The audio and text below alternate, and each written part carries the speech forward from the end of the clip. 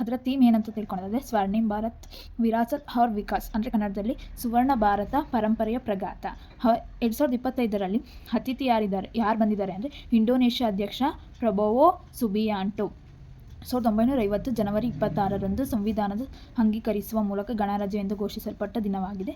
1950 ಜನವರಿರಂದು ರಾಷ್ಟ್ರಪತಿ ಡಾ ರಾಜೇಂದ್ರ ಪ್ರಸಾದ್ ಭಾರತದ ಬಾವುಟವನ್ನು ಹಾರಿಸಿ ಸಂವಿಧಾನದ ಜಾರಿಗೆ ಬಂದ ದಿನವನ್ನು ಘೋಷಿಸಿದ್ದರು. 2025 ಗಣರಾಜ್ಯೋತ್ಸವಕ್ಕೆ ಆಂಧ್ರ ಪ್ರದೇಶ, ಬಿಹಾರ, ಚಂಡೀಗಢ, ಗೋವಾ, ಗುಜರಾತ್, ಹರಿಯಾಣ, ಜಾರ್ಖಂಡ್, ಕರ್ನಾಟಕ ಮತ್ತು ಮಧ್ಯಪ್ರದೇಶ ಮುಂತಾದವುಗಳು ಸೇರಿದಂತೆ 15 ರಾಜ್ಯಗಳು ಮತ್ತು ಕೇಂದ್ರಾಡಳಿತ ಪ್ರದೇಶಗಳು ಟ್ಯಾಬ್ಲೋಗಳು ಕರ್ತವ್ಯ ಪಥ ಮೆರವಣಿಗೆಯಲ್ಲಿ ಕಾಣಿಸಿಕೊಳ್ಳಲಿವೆ.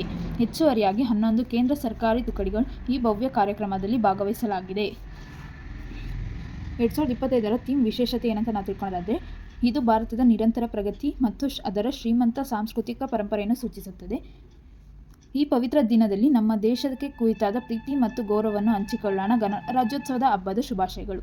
ನಮ್ಮ ರಾಷ್ಟ್ರಧ್ವಜ ಹಾರುತ್ತಿರುವುದು ಗಾಳಿಯಿಂದಲ್ಲ, ನಮ್ಮ ಸೈನಿಕರ ಉಸಿರಿನಿಂದ. ಜೈ ಹಿಂದುಸ್ತಾನ್.